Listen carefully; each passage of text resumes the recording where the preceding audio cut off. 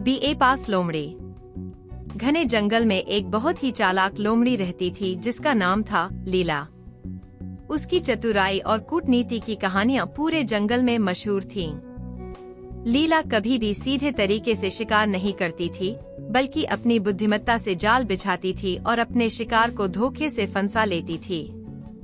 जंगल के जानवर उससे डरते थे, लेकिन उसकी चालाकी पर कोई सवाल नहीं उठाता था, क्योंकि उसने कभी किसी को खुलकर नुकसान नहीं पहुंचाया था। एक दिन जंगल में नई राजा का आगमन हुआ। यह राजा था एक शक्तिशाली बाघ, जिसका नाम वीर था। वीर बहुत ही निडर और कठोर राजा था, लेकिन उसमें एक कमी थी, वह बहुत ही सीधा सादा था। वीर ने आते ही जंगल के सभी जानवरों से अपनी मुलाकात की और अपनी न्यायप्रियता का परिचय दिया। मगर लीला को लगा कि वीर की सरलता उसका फायदा उठाने का मौका दे सकती है। लीला ने सोचा, अगर मैं वीर को अपने वश में कर लूं, तो पूरे जंगल पर मेरा राज हो सकता है। पर इसके लिए मुझे बहुत चालाकी से योजना बनानी होगी। अगले कुछ दिनों में लीला ने बारीकी से वीर के व्यवहार का अध्ययन किया। वह यह जान गई कि वीर को इज्जत और तारीफ बहुत पसंद है। इसी कमजोरी को भांपते हुए लीला ने एक योजना बनाई। एक सुबह लीला वीर के पास गई और बहुत अदब से बोली, महाराज, आपके आते ही पूरे जंगल में शांति और सुरक्षा का माहौल बन गया है।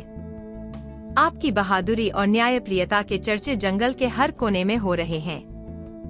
मुझे गर्व है कि आप जैसे महान राजा के अधीन हम रह रहे हैं।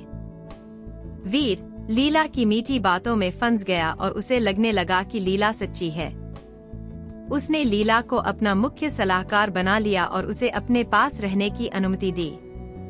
अब लीला धीरे धीरे वीर को अपने इशारों पर नचाने लगी।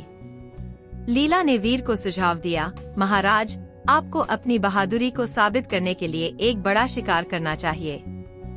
इससे आपकी प्रतिष्ठा और बढ़ेगी।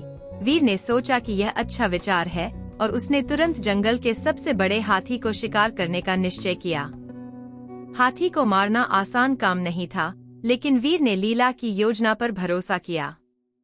लीला ने पहले से ही योजना बना रखी थी कि वीर जब हाथी के पीछे जाएगा, तो वह खुद जंगल के बाकी जानवरों को धोखे में डालकर अपना फायदा उठाएगी।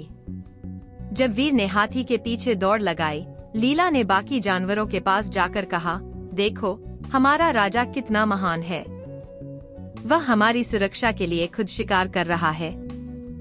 हमें राजा के लिए कुछ करना चाहिए। क्यों न हम सब मिलकर राजा के लिए कुछ अनमोल उपहार तैयार करें। जानवरों ने सोचा कि यह सही है और उन्होंने मिलकर कई कीमती चीजें जमा कीं। लीला ने उन सभी उपहारों को अपने पास रख लिया और जानवरों से वादा किया कि वह उन्हें राजा को देगी। लेकिन लीला ने सारे उपहार खुद के लिए छुपा दिए। इसी बीच वीर ने हाथी को शिकार कर लिया, मगर वह बहुत थक गया था। जब वह वापस लौटा, तो उसे जानवरों की ओर से कोई स्वागत नहीं मिला। लीला ने वीर से कहा, महाराज, यह जंगल के जानवर कितने कृतज्ञ हैं। आपने उनके लिए अपनी जान जोखिम में डाली और उन्हें इसकी कोई कदर नहीं। वीर बहुत निराश हुआ और उसने निर्णय लिया कि वह अब जंगल के जानवरों से दूरी बनाएगा। इस तरह लीला ने वीर को पूरी तरह अपने वश में कर लिया और जंगल में अपनी मनमानी करने लगी। कुछ महीनों तक लीला का जाल सफलतापूर्वक चलता रहा, परंतु जंगल के पुराने जानवरों को लीला की हरकतों पर शक होने लगा।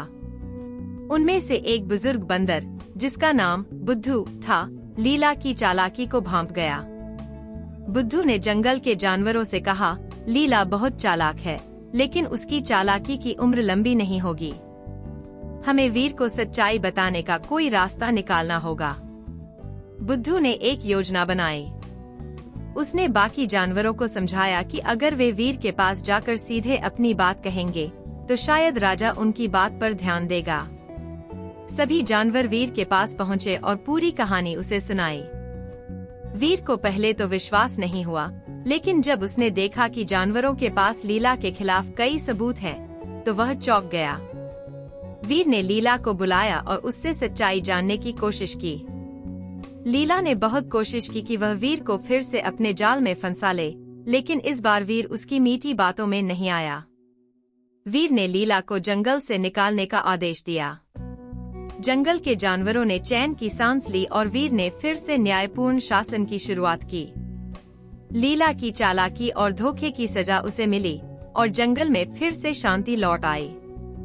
शिक्षा। चालाकी और धोखा लंबे समय तक सफल नहीं होते।